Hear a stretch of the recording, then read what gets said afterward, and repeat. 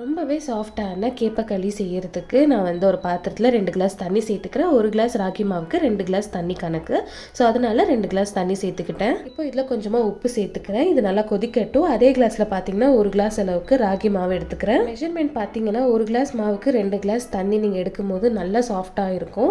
So இப்போ தண்ணி லைட்டாக கொதிக்கும் போது நான் 1 டீஸ்பூன் நெய் சேர்த்துக்கிறேன். இது வந்து ஆப்ஷனல் தான். இப்போ தண்ணி நல்லா கொதிச்சதுக்கு அப்புறமா எடுத்து வச்சுக்கிற ராகி மாவை இதில் சேர்த்து நல்லா கலந்துக்கலாம். ஒரு மத்து யூஸ் பண்ணி இந்த மாதிரி கடைஞ்சிக்கோங்க. ஒரே வாட்டி மாவு சேர்த்து கடையிறது வந்து கஷ்டமாக இருந்துச்சுன்னா நீங்கள் வந்து தண்ணி நல்லா கொதிக்கும் போதே 1 டீஸ்பூன் நம்ம மெஷர்மெண்ட் பண்ணி வச்சுருந்தோம் இல்லையா, ஸோ அதுலேருந்து கொஞ்சமாக மாவு எடுத்து தண்ணியில் கலந்து தண்ணி கொதிக்கும் போது நீங்கள் அதில் சேர்த்துக்கலாம். அண்ட் அதுக்கப்புறமா மீதி இருக்கிற மாவை கொஞ்சம் கொஞ்சமாக நீங்கள் சேர்க்கும் போது கட்டிப்படாமல் செம சாஃப்டாக இருக்கும். ஸோ இந்த அளவுக்கு சாஃப்டாக இருக்கும் போதே கொஞ்சம் கொஞ்சமாக தண்ணி சேர்த்து நீங்கள் உருட்டும் போது பார்த்தீங்கன்னா ஆறுனதுக்கு அப்புறமாவும் செம சாஃப்டாக இருக்கும். ஸோ இந்த மாதிரி குட்டி குட்டி டிப்ஸ் ஃபாலோ பண்ணும்போது கேப்பக்களி ரொம்ப நேரத்துக்கு ஹார்டாக இல்லாமல் சாஃப்டாக இருக்கும். ட்ரை பண்ணி பாருங்கள். ரெசிபி பிடிச்சிருந்தா ஒரு லைக் கொடுங்க. அடுத்த வீடியோவில் பார்க்கலாம். பாய்.